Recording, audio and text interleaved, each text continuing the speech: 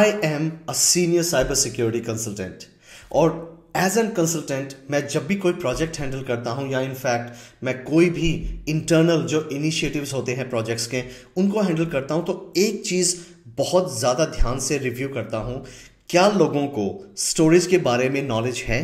क्योंकि जब भी मैं इनसे एक क्वेश्चन पूछता हूं कि ऑलराइट गाइस, अभी हमने एक सॉल्यूशन क्रिएट करना है, वहां पर स्टोरेज ऑप्शन होना चाहिए और it is easily available for everyone, जो भी हमारे ऑर्गेनाइजेशन में है उन सबको ये ईजिली एक्सेसिबल हो, उनके साथ साथ हमें फंक्शनैलिटी मिले, हमें उन्हें जो डेटा है हमारा जो स्टोरेज में जाएगा उसको सिक्योर करने की हमें फिजिबिलिटी मिले। ऐसा नहीं कि बाय डिफॉल्ट सिक्योर्ड है, which is fine, data at rest हो सकता है, क्योंकि जब भी हमारा डेटा जो हमारे डेटा सर्वर्स हैं या कोई भी सर्वर्स यूज़ करता है थर्ड पार्टी के, वहाँ पर डेटा कभी भी जाएगा तो वो एनक्रिप्टेड होगा, fine, that's okay. But over the top जो हमें सिक्योरिटी के ऑप्शंस रहते हैं वो कहाँ मिलेंगे, जो हमें एक ओपन फंक्शनैलिटी मिलेगी कि ओके मेरी एक सर्टेन क्राइटेरिया है, ये रिक्वायरमेंट है, इसको कैसे मैं फुलफिल करूं, वो सारी टिपिंग पॉइंट कहाँ मिलेंगे उसके बारे में एक्चुअली बहुत कम लोगों को उसके बारे में आइडिया होता है। Then what they do, they go to internet, find out okay what is the best solution.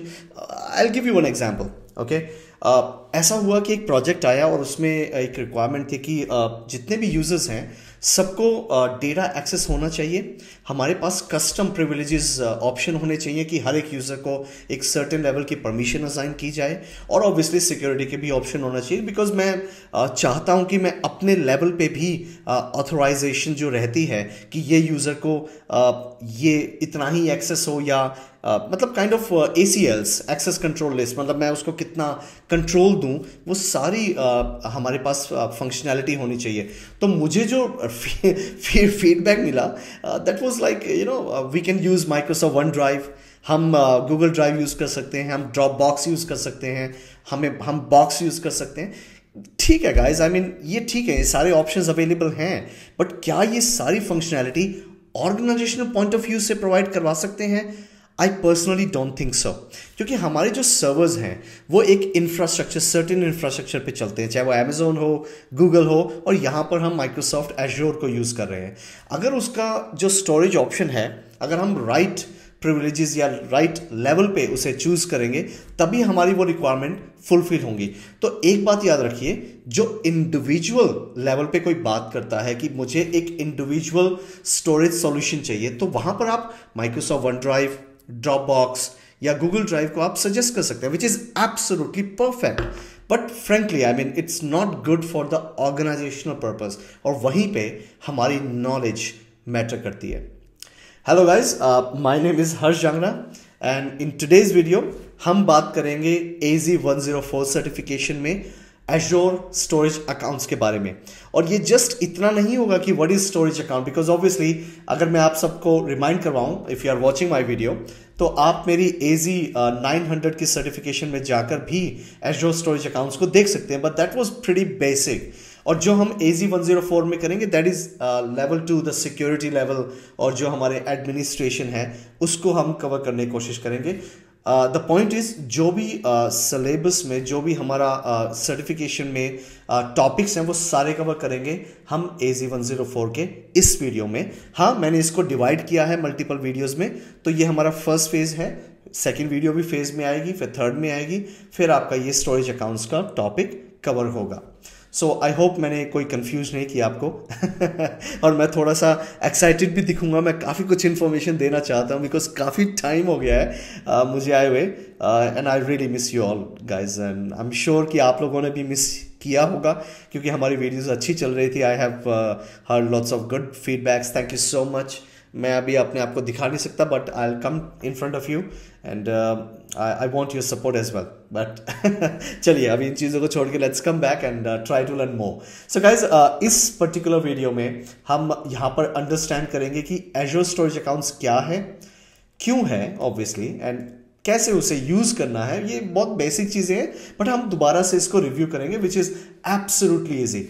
इतना सा भी आपको मुश्किल नहीं लगेगा कि while how we are gonna use it, what is the purpose of it. उसके बाद हम डिस्कशन करेंगे कि जो सिक्योरिटी के फीचर्स हैं वन बाय वन हम उनके बारे में डिस्कस करेंगे। मैं उनके बारे में एक्सप्लेन भी करूंगा, थोड़ा सा डिस्कशन भी करूंगा।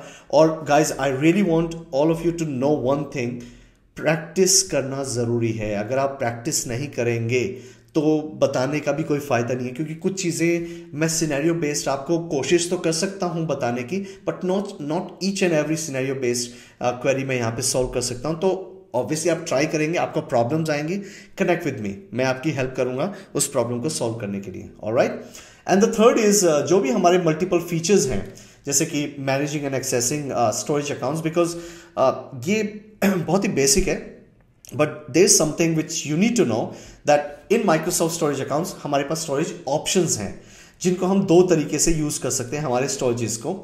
एक हमारा वाया रेस्ट एपीआईज, ये रेस्ट एपीआईज वहां आता है जहां पर हमारे एप्लीकेशन डेवलपर्स होते हैं, वेबसाइट डेवलपर्स होते हैं, यानी वेब डेवलपर्स कहा जाता है, तो वहां पर वो यूज करते हैं। यस, मैं डिटेल में बताऊंगा कि इनका यूज क्या है, पर्पस क्या है, बट जस्ट अभी के लिए यहां पर रेस्ट एपीआई से यूज करने वाली जो स्टोरेज ऑप्शंस हैं वो है queue storage, table storage and the blob storage.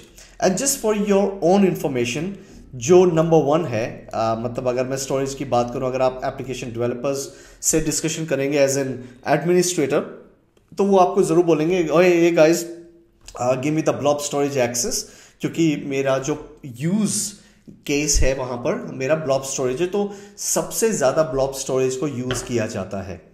उसके बाद हमारा सेकंड टाइप आता है जहां पर हमारे पास एज़्योर वर्चुअल मशीन्स के बारे में डिस्कशन होती है, या फिर हमारी ऑन प्रीमिसेस सॉल्यूशंस होते हैं, क्योंकि दोनों ही केस में फाइल स्टोरेज या एज़्योर फाइल्स ये हमारा बहुत इंपॉर्टेंट स्टोरेज ऑप्शन है। ये यूज किया जाता है उन कंडीशंस में जहां पर आपको ऑथराइजेशन देनी हो, जहां पर आपको परमिशन आपके हिसाब से, जिन्हें RBAC कहा जाता है, रोल बेस्ड एक्सेस कंट्रोल, आप लिमिटेड एक्सेसिबिलिटी दे सकते हैं अपने यूजर्स को। आप मैप नेटवर्क ड्राइव आपने सुना होगा, पुराने टाइम में ऑन प्रीमिसेस में हम मैप नेटवर्क ड्राइव के बारे में बात करते थे, तो वहां पर वो सारी फैसिलिटी या SMB प्रोटोकॉल, अगर आपका लिनक्स ऑपरेटिंग सिस्टम है, आप स्टिल स्टोरेज ऑप्शन यूज करना चाहते हो, तो you can use SMB protocol to connect जो आपकी स्टोरेज है, चाहे वो क्लाउड में हो। लेकिन यहां पर भी एक कैच है, वो मैं आपको थोड़ा डिटेल में एक्सप्लेन जब करूंगा कि इन सब इंडिविजुअल स्टोरेजेस के बारे में, आपको तब वो क्लियर हो जाएगा। बट फिलहाल अपने माइंड में रखिए कि सेकंड लेवल पे ये स्टोरेज आपकी सबसे ज़्यादा यूज होती है, क्योंकि मैं अभी भी बिलीव करता हूँ, I am in India right now, northern part of India, Chandigarh में हूँ, और मैंने अभी भी सुना है कि काफ़ी organisations, not all I must say, but जो स्मॉल मीडियम है या स्मॉल है, वो अभी भी ऑन प्रीमिसेस इंफ्रास्ट्रक्चर पे वर्क कर रही है, वो आज भी काम कर रही है। तो वहां पर आपको स्टोरेज सॉल्यूशन प्रोवाइड करवाना बहुत ज़रूरी है, विच इज़ एक्सेसिबल 24/7। चाहे आप कहीं पर भी हो, वर्ल्ड के किसी कोने में भी हो, आपको वो फैसिलिटी मतलब अवेलेबल होनी चाहिए। तो वहां पर कौन सा स्टोरेज ऑप्शन आप चूज करेंगे, that exactly we are going to discuss. और उसके बाद हमारा जो लास्ट ऑप्शन आता है दैट इज डिस्क स्टोरेज। अब ये डिस्क स्टोरेज बेसिकली वहां पर क्रिएट होता है जहां पर आपने सुना होगा वर्चुअल हार्ड ड्राइव, राइट, जिनको हम शॉर्ट फॉर्म में VHDs भी कहते हैं। तो VHDs हमारी क्रिएट होती है जब Hyper-V, ये जो एक वर्चुअलाइजेशन टूल है माइक्रोसॉफ्ट की तरफ से, जो हमारे माइक्रोसॉफ्ट एज़्योर में भी यूज होता है बिहाइंड द सीन। तो जब भी वो एक वर्चुअल मशीन क्रिएट करता है, तो एज़्योर स्टोरेज अकाउंट के अंदर वो एक डिस्क क्रिएट करता है जिन्हें VHD का नाम दिया जाता है, और इसी में सारे ऑपरेटिंग सिस्टम, जो भी एक कंप्लीट जो बंडल रन होता है जिसके लिए स्टोरेज की कंजप्शन की ज़रूरत होती है, वो सारा एक वर्चुअली क्रिएट करता है स्टोरेज अकाउंट में। तो ये सारी फैसिलिटीज़ आपको एज़्योर स्टोरेज अकाउंट ही प्रोवाइड करवाता है, और इसके बारे में जब हम आगे पढ़ेंगे, थोड़ा डिस्कशन करेंगे, तो आपको ज़्यादा क्लियर होगा। ऑलराइट, तो ये एक जस्ट बेसिक आइडिया है क्या हम करने वाले हैं। ऑब्वियसली सिक्योरिटी के बारे में डिस्कशन करेंगे, जो भी हमारे पास 2024 आ गया है गाइज, और माइक्रोसॉफ्ट एज़्योर ने बहुत सारे ऐसे नए फीचर्स, इनफैक्ट पायलट फीचर्स भी इंट्रोड्यूस कर दिए हैं, जो मैं देख पा रहा हूँ, क्योंकि आई रिमेंबर कि मैंने 2023 में वीडियो बनाई थी और अब काफ़ी चेंज है।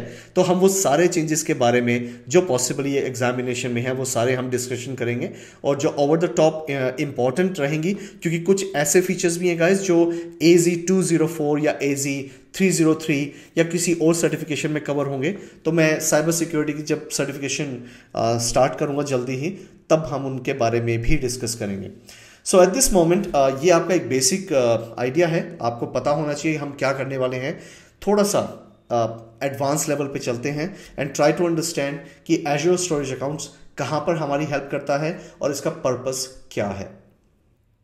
एज़्योर स्टोरेज अकाउंट्स हमारी जो स्टोरेज इश्यूज हैं उनको सॉल्व करने में हमारी हेल्प करता है।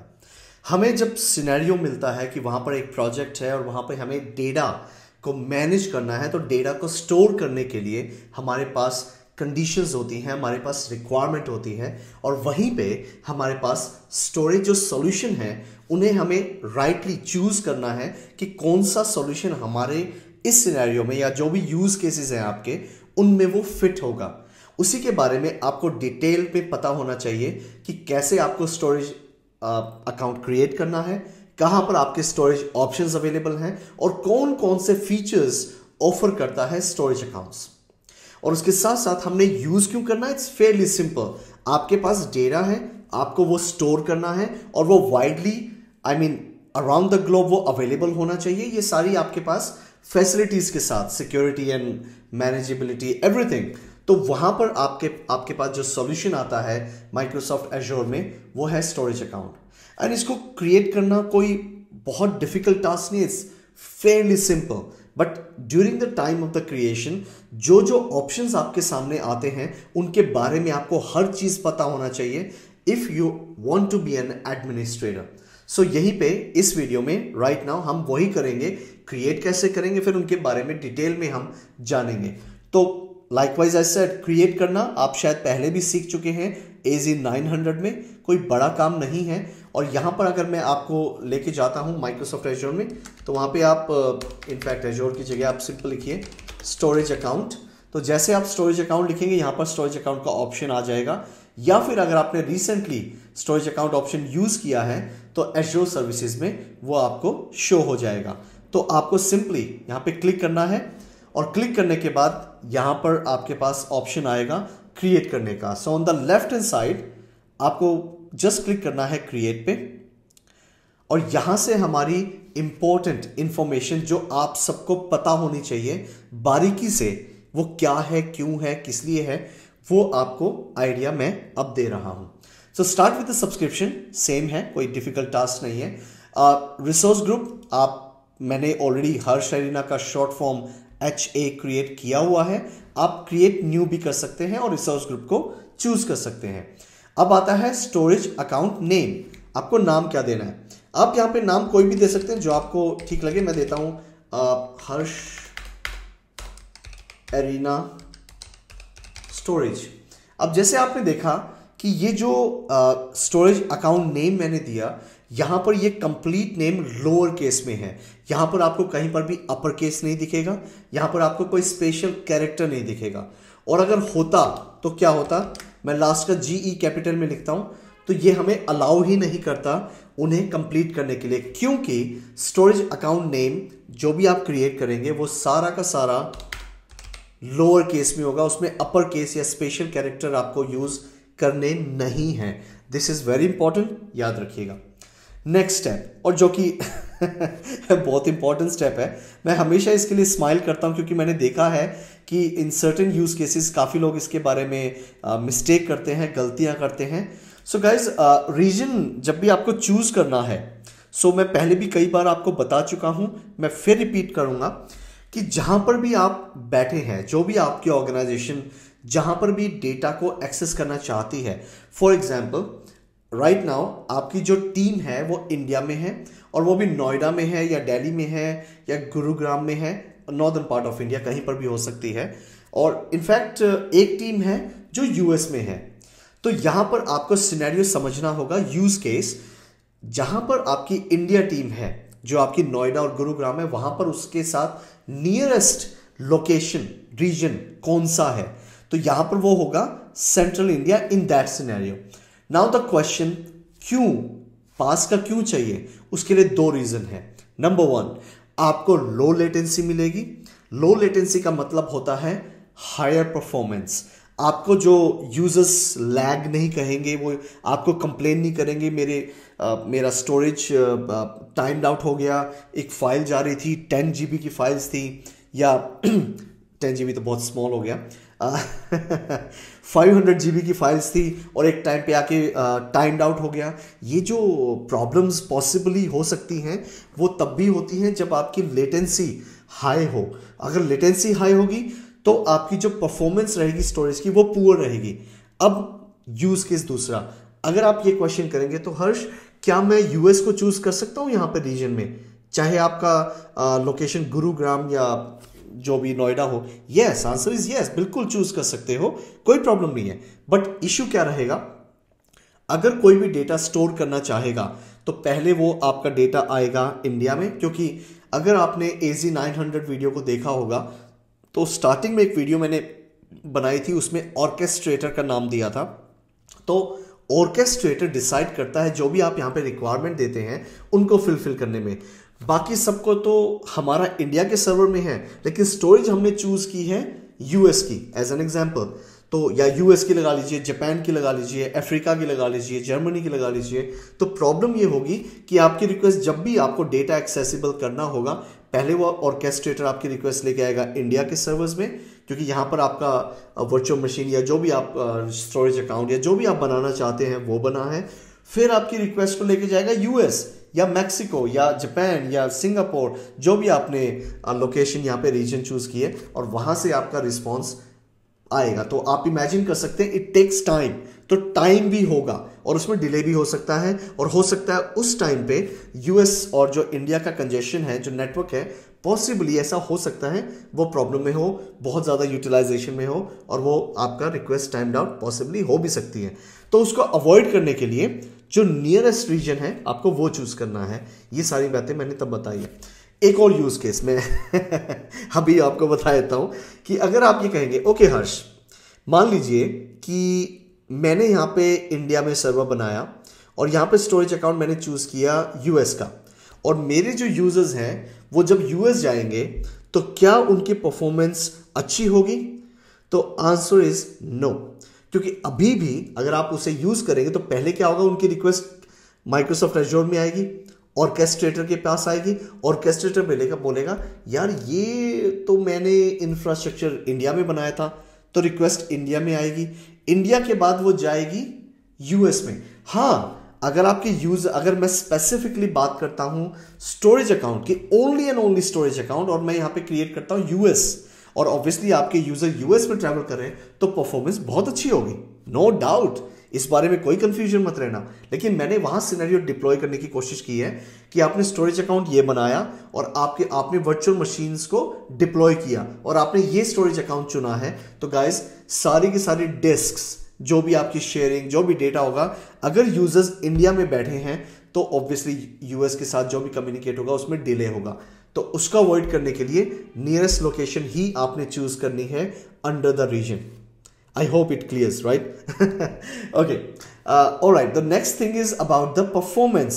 Guys, वैसे तो यहाँ पर दो टाइप के परफॉर्मेंस के ऑप्शंस दिए गए हैं, स्टैंडर्ड और प्रीमियम।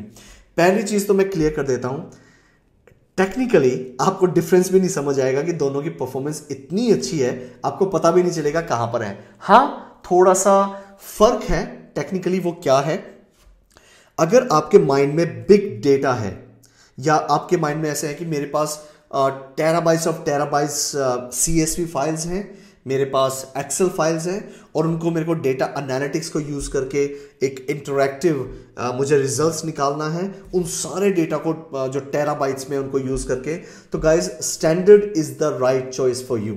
वहां पर आपके पास प्रीमियम सॉल्यूशन काम नहीं करेगा। प्रीमियम ऑप्शन वहां पे काम करेगा जहां पर आपका डेडिकेटेड यूटिलाइजेशन है, for example for the website, for example only and only website created for excel file, जहां पे आपका डेटा स्टोर हो रहा है। आई गिव यू एग्जाम्पल, अभी स्टैंडर्ड को छोड़ के हम प्रीमियम को चूज करते हैं, और जैसे मैं प्रीमियम को चूज करूंगा यहां पर स्टोरेज अकाउंट टाइप का ऑप्शन आएगा। यहां पे 3 टाइप के आपके पास ब्लॉब ऑप्शंस अवेलेबल होते हैं, block blobs, file share, page blobs. Block blobs simple as that, ये आपका स्टोरेज प्रोवाइड कराता है जहां पर आपके पास आपकी फोटो अपलोड हो रही है, डाउनलोड हो रही है, इन दैट सिनेरियो आपकी हाई ट्रांजैक्शंस है, आपने एक वॉलपेपर वाली वेबसाइट बनाई है या फिर आपकी मूवी की वेबसाइट है जो मूवी को डाउनलोड कर रहे हैं, अपलोड कर रहे हैं, और वहां पर आपको एक्सट्रीमली ग्रेट परफॉर्मेंस चाहिए in terms of low latency, तो I think blobs is the right solution for you. File share, जब आप आपकी एप्लीकेशन डिप्लॉय करते हैं और उसके साथ साथ आप एक्सेसिबिलिटी चाहते हैं कि मेरे जो शेयरिंग है, जो डेटा शेयरिंग है वो फास्टर हो, जैसे मैंने शेयर कर दिया और चाहे मैं एक साथ 30 लोग, 50, इवन इनफैक्ट 1000 लोग एक साथ ही उसे एक्सेस कर रहे हैं, क्योंकि वहां पर भी रीड राइट ऑपरेशंस होंगे, तो वो सपोर्ट करने के लिए आपके पास सॉल्यूशन होना चाहिए, that is file share for you. And the third one, the page blob. Page blob वहां पर काम करेगा जहां पर आपके पास एक्सेल फाइल्स हैं बहुत सारी, या फिर आपके पास CSV फाइल्स है और उनके अंदर आपने एडिटिंग कर रहे हो, मॉडिफिकेशन कर रहे हो, या कोई भी PPT है या कोई भी ऐसा डेटा है जहां पर कॉन्टिन्यूस मॉडिफिकेशन हो रही है, तो वहां पे रीड राइट दोनों ऑपरेशंस बहुत हाई लेवल पे हो रहे हैं, कॉन्टिन्यूस हो रहे हैं, तो वहां पर आपका पेज ब्लॉब वर्क करेगा। लेकिन अगर मैं बात करूं इन जनरल गाइज, ये आपको जनरली 500 टेराबाइट तक का डेटा स्टोर प्रोवाइड करवाएगा। जहां पर आपका डेटा एनालिटिक्स की बात आ जाती है, बिग डेटा की बात आ जाती है, तो standard is the right choice for you. और मैं एक बार फिर स्माइल हो गया, मेरा ना स्माइल निकल जाती है जब भी मुझे एक ऐसे पॉइंट याद आता है ना कि यार ये क्रूशियल है आपके लिए। वो ये कि एक बात और याद रखना, अगर आप चूज कर रहे हैं इनमें से प्रीमियम और स्टैंडर्ड, एक काम कीजिएगा, पहले अपनी टीम के पास जाइएगा, जो ऑपरेशन लीड है उससे ये पूछिएगा, हे हमारी स्टोरेज की रिक्वायरमेंट कितनी है, 500 टेराबाइट, 400 टेराबाइट, 1 टेराबाइट, मतलब कितनी है, उसके हिसाब से आप राइट मतलब सॉल्यूशन चूज करना। क्योंकि गाइस प्राइस का बहुत बड़ा डिफरेंस आ जाएगा आपके पास, और ये मैटर करता है। अभी के लिए नहीं करेगा क्योंकि you are learning this thing, but when you go to the organisation, वहां पर बजट सिस्टम चलता है, तो बजट सिस्टम में ये चीज बहुत मैटर करती है कि आपका बजट क्या है प्रोजेक्ट का। तो आपको राइट, तभी मैं आपको कह रहा था राइट जो स्टोरेज सॉल्यूशन है वो चूज करना है आपको, तो यहां पर वो आपको हेल्प करेगा। नेक्स्ट आ जाता है हमारा रिडंडेंसी। अभी के लिए मैं ये एक्चुअली सेपरेट वीडियो में कवर करूंगा, अभी के लिए बस इतना याद रखिए, हम चूज कर रहे हैं LRS, लोकली रिडंडेंट स्टोरेज। बाद में भी इसके बारे में मैं डिस्कस करूंगा। सो या वन मोर थिंग जो मैं अभी से बताना चाहता हूं, अगर आपने LRS चूज किया तो बाद में चेंज नहीं हो सकता है, so mind you that, okay. So LRS मैंने चूज किया है, तो अभी लेट्स गो टू एडवांस। तो एडवांस में क्या है, यहां पर हमारे पास ऑप्शन आता है secure transfer for rest APIs, मतलब कि जो भी डेटा हमारा ट्रांसफर होगा या स्टोर होगा वाया HTTPS सिक्योर प्रोटोकॉल के थ्रू होगा। तो या it is a good option, obviously कोई नहीं चाहेगा कि अनप्रोटेक्टेड जो हमारी वेबसाइट्स रहती है वहां पे हमारा डेटा स्टोर हो या एक्सेसिबल हो। नेक्स्ट ऑप्शन है हमारा enabling anonymous access. Guys, I personally never ever recommend this to enable, because इसका मतलब ये है, अगर आपने इस फीचर को इनेबल किया तो कोई भी यूजर जो ब्लॉब स्टोरेज है उसे एनोनिमली एक्सेस कर पाएगा, जो कि सिक्योरिटी पॉइंट ऑफ व्यू से अच्छा नहीं है। हाँ, ये इनेबल कर सकते हैं बेस्ड ऑन द रिक्वायरमेंट, मैं ये भी नहीं कहूंगा कि इसको इनेबल करना ही नहीं है। I don't recommend, I think Microsoft also don't recommend, तभी ये बाय डिफॉल्ट डिसेबल है, बट इसे आप इनेबल कर सकते हो बेस्ड ऑन द रिक्वायरमेंट। अगर रिक्वायरमेंट ऐसी है कि you want to give access to anyone and at any time, then I think it's a good idea, ये आप इनेबल कर सकते हैं, अदरवाइज रिक्वायरमेंट नहीं है। नेक्स्ट आ जाता है हमारे पास स्टोरेज अकाउंट की एक्सेस। ये मैं प्रैक्टिकल भी करूंगा, अभी थोड़े टाइम में आपको बताऊंगा कि इसका यूज क्या है, और इसका एडवांटेज पड़ता है जब आपका डेटा एक्सेस हो रहा हो, तो जो एप्लीकेशन डेवलपर्स हैं या वेब डेवलपर्स हैं उनको कैसे मैनेज करना है यूजिंग दीज कीज, मैं इनके बारे में बताऊंगा। बट अभी के लिए ये 512 बिट्स की होती हैं, सिक्योर होती हैं, और काइंड ऑफ एक एनक्रिप्टेड ही होती हैं, ऐसा मान लीजिए। तो ये सिक्योर रहती हैं, और इसके विदाउट की एक्सेस आपके जो डेवलपर्स हैं वो आपका डेटा एक्सेस नहीं कर पाएंगे। उसी के बारे में मैं आपको अभी थोड़े टाइम में बताऊंगा। उसके बाद आता है हमारे पास default to Microsoft Entra authorization. Guys, देखिए, अगर आप ऑन प्रीमिसेस इंफ्रास्ट्रक्चर यूज कर रहे हैं और आप एक्टिव डायरेक्टरी वहाँ पर मैनेज कर रहे हैं या कोई थर्ड पार्टी डायरेक्टरी यूज़ करें जहाँ पर आपके सारे यूज़र्स हैं, तब ये डिसेबल ही रखिए। अगर आपके जितने भी यूज़र हैं ट्रांसफ़र होकर डायरेक्टली आपके एजोर एक्टिव डायरेक्टरी में है सभी, और सिर्फ उसी को आप यूज़ करना चाहते हैं, then I think you have to enable it, क्योंकि ये आपको कोई और ऑथराइजेशन जहाँ पर आपके पास थर्ड पार्टी ऑथराइजेशन सर्विसेज होंगी उनको अलाउ नहीं करेगा by using this storage account. तो ये बहुत इंपॉर्टेंट है। द TLS वर्जन 1.2 हाईएस्ट है, गुड फॉर अस, क्योंकि जितना हायर होगा TLS version transport layer security उतना ही बेटर होगा। Permitted scope for copy operation, ये ठीक है फ्रॉम एनी स्टोरेज अकाउंट अभी के लिए, हालांकि ये प्रीव्यू फीचर है, पायलट प्रोजेक्ट है, तो I leave it as it is, मैं चेंज नहीं करूँगा इसमें। हाँ, जो इम्पोर्टेंट है वो है हायरार्किकल नेम स्पेस। गाइज यहाँ पर आपके पास एक इम्पॉर्टेंट इन्फॉर्मेशन जो मैं अभी डिस्कस कर रहा था आपसे, डेटा लेक के बारे में, जो हमने स्टैंडर्ड ऑप्शन चूज़ किया। तो डेटा लेक का मतलब है जहाँ पर आपके पास बिग डेटा एनालिटिक्स आ जाता है, जहाँ पे मैंने बताया टेराबाइट्स ऑफ टेराबाइट्स या फिर जीबीज या बहुत सारा आपके पास डेटा है CSV फाइल का या फिर आपकी एक्सेल फाइल का, और उन्हें आप एनालाइज करना चाहते हो, एनालिटिक्स सर्विसेज को यूज़ करना चाहते हो माइक्रोसॉफ्ट की, जिसे हम सिनॉप्स भी कहते हैं। ऑपरेशंस इसमें अलग से होते हैं, अलग सर्विस है उसकी, तो इसके बारे में डिस्कस हम कभी बाद में करेंगे, अभी नहीं। But yes, I just want to tell you, अगर आप उन्हें यूज़ करना चाहते हैं और उसके ऊपर आप ऑथराइजेशन लेवल भी लगाना चाहते हैं, so you have to enable this feature, जहाँ पर आपके डेटा लेक सर्विसेज की यूटिलाइजेशन है। अगर नहीं है, डोंट यूज़ इट, क्योंकि आप इसे इनेबल करेंगे तभी आपका SFTP मतलब जो सिक्योर FTP है वो इनेबल होगा, और NFS नेटवर्क फाइल सिस्टम भी इनेबल कर पाएंगे, because if I remove this automatically ये दोनों फीचर आपके डिसेबल हो जाते हैं एक्सेस प्रोटोकॉल्स में, जो कि ठीक है अभी के लिए, बाय डिफॉल्ट के लिए it's fine. Cross tenant replication and access tiers, guys ये एक सेपरेट टॉपिक है, इसको मैं सेपरेटली बताऊंगा। इंटरेस्टिंग है, इंपॉर्टेंट है, बट इसे मैं सेपरेट ही कवर करना कोशिश करूंगा, because it's not gonna help you eight this moment. उसके बाद हमारे पास आता है इनेबल लार्ज फाइल शेयर्स। अगर मेरी फाइल का साइज है 50 GB 100 GB, क्या मैं उन्हें शेयर कर सकता हूं? Yes, in that scenario you have to enable it, otherwise you won't able to share. इसकी शायद कोई लिमिटेशन है, 4 GB या 5 GB कोई लिमिटेशन है, उससे ऊपर नहीं कर पाओगे। तो अगर उससे बड़ी फाइल्स हैं आपकी, XDR फाइल्स होती हैं जो आजकल एडोबी में यूज़ होती हैं, तो या कोई भी वेक्टर फाइल होती है वो भी बहुत बड़ी होती है, in that scenario you have to enable it, क्योंकि यहाँ पे आपकी रिक्वायरमेंट है, आपको फाइलें शेयर करनी है अदर यूजर्स के साथ जो ऑर्गेनाइजेशन में है। वैसे जनरली जब भी ऑर्गेनाइजेशन लेवल की बात आती है तो ये मैं इनेबल करता हूँ, बाकी आपकी रिक्वायरमेंट के ऊपर है। Let's go to networking. मैं इसको भी सेपरेटली कवर करना चाहूँगा, इसमें मैं एक सेपरेट वीडियो बनाऊंगा, आपको कवर हो जाएगा, don't worry. Let's go to the network. अभी मैं डिफॉल्ट छोड़ रहा हूँ, इसमें कुछ भी मैं चेंजेस नहीं कर रहा हूँ। I go to the data protection. अब ये फीचर बहुत ही इंटरेस्टिंग है गाइज, ये पहले नहीं था, रिकवरी ऑप्शन बहुत पहले नहीं था, बैक इन 2014-15। ये रिसेंटली आया है, I think if I am not wrong 2020 के बाद ही ये आया है फीचर, अगर मैं सही हूँ तो।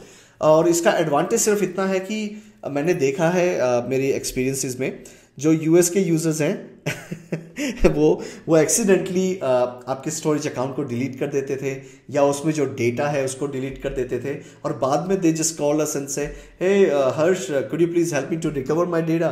हे गाइस, उस टाइम पे ये फीचर नहीं था, अनटिल अनलेस आप एंटरप्राइज ऑर्गेनाइजेशन ना हो, बड़ी ऑर्गेनाइजेशन ना हो, आपका अकाउंट माइक्रोसॉफ्ट के पास बहुत बड़ा ना हो, आपके पास यूजर्स बहुत सारे हों और क्रिटिकल हो वो डेटा, ये सारी, और हाँ प्रीमियम कस्टमर हो आप माइक्रोसॉफ्ट के, अगर ये सारी कंडीशंस होती थी तब तो स्टोरेज टीम एक साथ काम करती थी। एक सिनेरियो हुआ था, मैंने पहले भी बताया है, ब्राज़ील पार्लियामेंट का तो वहाँ पर डेटा जब डिलीट हुआ था तो I think more than 500 storage team और सिक्योरिटी टीम, पता नहीं किस किस ने काम किया था और डेटा को रिकवर करने में हेल्प की थी, बट वो बहुत ही स्पेशल कस्टमर था इसलिए।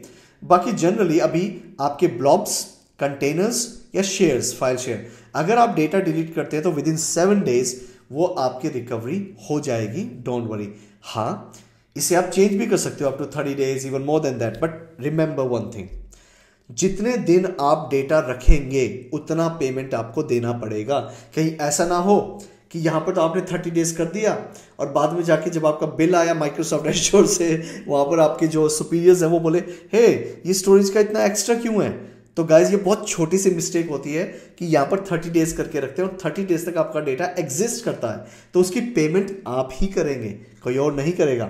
तो ये बात आपको याद रखनी है। तो यहाँ पे चूज वाइजली कितने दिन देने हैं वो आपके ऊपर है, क्योंकि मिस्टेक करेंगे तो you have to take care of everything. और ये एब्सोल्युटली न्यू फीचर्स हैं, ट्रैकिंग एंड एक्सेस कंट्रोल, इनके बारे में हम सेपरेट वीडियो में डिस्कशन करेंगे। अभी के लिए I leave it as it is, कोई चेंजेस नहीं करूंगा इसमें मैं। एंड उसके बाद एक लास्ट ऑप्शन आता है इसमें एनक्रिप्शन। सो गाइज यहाँ पर अभी हम फॉलो करेंगे माइक्रोसॉफ्ट मैनेज कीज, क्योंकि मैं आपको अभी थोड़ी देर में यूज़ बताऊंगा, यूज़ केस क्या है उन एक्सेस कीज़ का, जो कि बहुत इंपॉर्टेंट है आपके लिए और ये आपको हेल्प करेंगी बहुत सारे कंडीशंस में बेसिकली। तो eight this moment I choose MMK Microsoft manage keys. अगर आपके पास कुछ आपके जो की सर्वर्स हैं या की वोल्ट्स हैं आपके, तो वो URI जनरेट करेगा। URI लाइए और URI में यहाँ पर अपना एंटर URI कीजिए and then you are able to save all these access keys आपके पर्सनल जो भी की वोल्ट है वहाँ पर। बाय डिफॉल्ट अभी मैं माइक्रोसॉफ्ट को ही यूज़ कर रहा हूँ, कोई चेंजेस नहीं कर रहा हूँ। उसके साथ साथ यहाँ पर जो ब्लॉब एंड फाइल्स ओनली, ये जो MM कीज जो अप्लाई होंगी वो सपोर्ट फॉर कस्टमर्स की किसके ऊपर अप्लाई करना चाहोगे, सभी पे अगर आप कस्टमर मैनेज की यूज़ करते हो या सिर्फ ब्लॉब और फाइल पे। मोस्टली ब्लॉब और फाइल पे यूज़ होती है, बाकी it's all up to you, जैसे आपकी रिक्वायरमेंट हो वैसे आप यूज़ कीजिए। इनेबल इंफ्रास्ट्रक्चर एनक्रिप्शन, ये डेटा एट रेस्ट के ऊपर बात करते हैं। सो गाइज बेसिकली जैसे आपका डेटा स्टोर हुआ, स्टोरेज अकाउंट में चला गया, आपके सर्वर्स में जो हार्ड ड्राइव है वहां पर वो स्टोर हो गया, उसके ऊपर एक लेयर और एनक्रिप्शन की अप्लाई हो जाएगी जिसको बोलते हैं डेटा एट रेस्ट। तो वहां पर ये फीचर को इनेबल किया जाता है। तो ये अच्छी चीज़ है, इट्स गुड, बट ऑब्वियसली मैं अभी के लिए यूज़ नहीं करूँगा। बट रिमेंबर वन थिंग, अगर आपने ये इनेबल कर दिया इसे डिसेबल भी नहीं कर पाएंगे, क्योंकि कुछ एक कंडीशंस होती हैं कि वहाँ पर ये थोड़ा प्रॉब्लमेटिक सिनेरियो होता है, तो इसके बारे में डिस्कस कभी और करेंगे। But yes it is data at rest. उसके बाद टैग्स है, रिव्यू है, तो टैग्स को छोड़ देते हैं, रिव्यू पे आते हैं। सो अभी ये जो भी हमने सेटिंग की, रिव्यू कर रहे हैं हम और जस्ट हिट ऑन क्रिएट। अब ये हमारा स्टोरेज अकाउंट क्रिएट हो जाएगा और मैं आपको जस्ट इन्फॉर्मेशन देना चाहूँगा कि ये 15 सेकंड से 20 सेकंड से ज़्यादा टाइम नहीं लेता है आपका स्टोरेज अकाउंट क्रिएट करने के लिए। सो मैं यहाँ पे थोड़ा सा वेट करता हूँ और जैसे ये क्रिएट होता है आई विल बी बैक।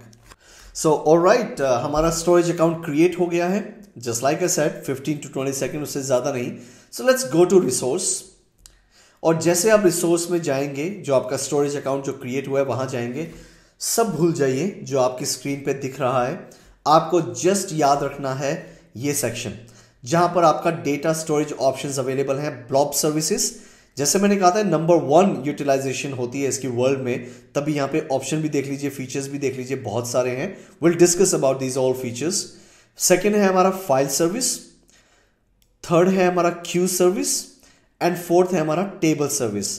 ये सारे डेटा स्टोरेज ऑप्शंस अवेलेबल हैं। इनके बारे में थोड़ा डिटेल में जानेंगे कि इनका पर्पस क्या है और किन यूज केसेस में इनको हम यूज करते हैं या किया जा सकता है। उसके अलावा हमारे पास सिक्योरिटी का फीचर है, जैसे अभी हमने जो क्रिएट किए हैं हमारा स्टोरेज अकाउंट, वहां पर ये सारे ऑप्शंस आ गए थे। सो ये बाद में भी चेंज कर सकते हैं, दैट्स द ओनली पर्पस जो आपको बताने का है। नेटवर्किंग है, नेटवर्किंग के अंदर ये फीचर्स मैंने आपको कहा, मैं सेपरेटली इसको कवर करूंगा, तो ये हम बात बिल्कुल करेंगे। तो अभी के लिए ब्लॉब सर्विस क्या है, फाइल सर्विस क्या है, क्यू और टेबल सर्विस क्या है, उनके बारे में आपको बहुत अच्छे से पता होना चाहिए, जो आपको हेल्प करे to choose the right data storage solution for your organization या फिर आपका जो भी प्रोजेक्ट है उसके लिए। तो टू अंडरस्टैंड दिस, एक बार हम दोबारा से अपने स्लाइड पे चलते हैं और वहाँ पर अंडरस्टैंड करते हैं कि इनका एडवांटेज क्या है और किन किन सिनेरियो में कौन कौन सी हमारे पास डेटा स्टोरेज जो सर्विस है वो हमें यूज़ करनी है। एज़्योर स्टोरेज अकाउंट्स को क्रिएट करना इतना भी मुश्किल नहीं था। सिंपल इंफॉर्मेशन ऐड ऑन की, आपका स्टोरेज अकाउंट क्रिएट हो गया। लेकिन उसके सबसे ज़्यादा इंपॉर्टेंस उसकी वहाँ आती है जहाँ पर आपका जो स्टोरेज क्लाउड सॉल्यूशन है उसको किन सिनेरियोज में, उसके यूज केसेस क्या हैं, कहाँ पर आपको जो डेटा ऑप्शंस अवेलेबल हैं, मतलब जो हमारे अलग अलग टाइप के डेटा स्टोरेज ऑप्शंस हैं उनको कहाँ यूज़ करना है यूजिंग द स्टोरेज अकाउंट। सो वो आपके लिए इंपॉर्टेंट है समझना। तो उसको समझने के लिए सबसे पहले जो यहाँ मैंने एक एग्जांपल दिया है कि एज़्योर स्टोरेज अकाउंट क्या है, मैं पहले वहीं से शुरू करता हूँ, फिर मैं आपको एक एक करके डिफरेंट सिनेरियोज के, मतलब मैं वहाँ पर यूज़ केसेस के बारे में डिस्कस करूंगा और आई 100% श्योर कि आपको ये क्लियर हो जाएगा कि कौन सा स्टोरेज ऑप्शन किन सिनेरियो में आपको यूज़ करना है। और सबसे पहले, अगर जैसे मैंने पहले भी डिस्कस किया, जब भी हम डेटा स्टोर करने के सॉल्यूशन के बारे में बात करते हैं तो एज़्योर स्टोरेज अकाउंट जो हमने बताया ऑर्गेनाइजेशनल पॉइंट ऑफ व्यू से यही आपके लिए चॉइस है from the Microsoft Azure and. अब जब आप चूज कर चुके हैं तो आपको कुछ चीजें जानना बहुत जरूरी है। सबसे पहले, it is highly durable, always available, मतलब 24/7 365 डेज आपका स्टोरेज अवेलेबल रहेगा, चाहे यूजर कभी भी डे टाइम में, नाइट में या किसी भी टाइम वो डेटा को एक्सेस करना चाहता है, आपका स्टोरेज सॉल्यूशंस अवेलेबल होगा। मैसिवली स्केलेबल, मतलब आपके लिए जो रिक्वायरमेंट है अभी के लिए आई थिंक 500 टेराबाइट बहुत ज़्यादा हो जाता है, बट स्टिल अगर आपकी रिक्वायरमेंट और भी ज़्यादा है आप स्टिल इसे बढ़ा सकते हैं।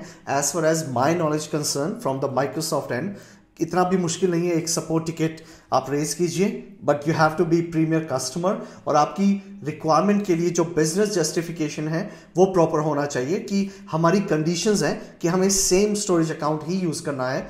आई एम 100% श्योर माइक्रोसॉफ्ट जो बैकएंड इंजीनियर्स हैं, जो स्टोरेज इंजीनियर्स हैं, वो आपके लिए और भी ज़्यादा आई थिंक 1 टेराबाइट या उससे भी ज़्यादा आपका स्टोरेज ऑप्शंस प्रोवाइड करवा सकते हैं। सिक्योरिटी और फीचर्स के बारे में तो हम बार बार बात कर ही रहे हैं कि अगर आप माइक्रोसॉफ्ट एज़्योर चूज करते हैं तो वहां पर आपको टन्स ऑफ सिक्योरिटी फीचर्स मिलेंगे। उनमें से एक फीचर मैं अभी राइट इन दिस वीडियो आपके साथ डिस्कस करूंगा, और उसके साथ साथ जो बाकी के मैनेजमेंट और जो फीचर्स अवेलेबिलिटी है वो कॉन्टिन्यूसली अपग्रेड या कॉन्टिन्यूसली इवॉल्व होती रहती है। जैसे मैंने पहले भी कहा था कि इन 2024 मैंने बहुत सारे चेंजेस देखे हैं जो 2023 ईयर में नहीं थे। तो ये चीज़ें आपको हमेशा याद रखनी है that Microsoft is evolving and obviously with them you also need to understand कि ये जो स्टोरेज सॉल्यूशंस ऑप्शंस हैं ये कहाँ किन सिनेरियो में आपको यूज़ करने हैं। और लाइक आई सेड, ये हमें तब समझ आएगा जब हम इन सारे स्टोरेजेस के बारे में डिस्कस करेंगे। So I think let's begin to understand, and मैं पूरी कोशिश करूंगा कि थोड़ा इजी वे में और क्विक वे में आपको समझाने की कोशिश करूं ये सारे स्टोरेज ऑप्शंस। तो सबसे पहले है उसमें हमारे लिए blob storage.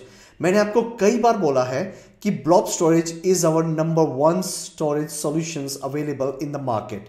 Y is that? उसके बहुत सारे रीजन हैं, बट उसके लिए यूज केस के बारे में बात करते हैं। सो गाइज, यूज केस को अगर अंडरस्टैंड करना है तो यहां पर मैं पहले एक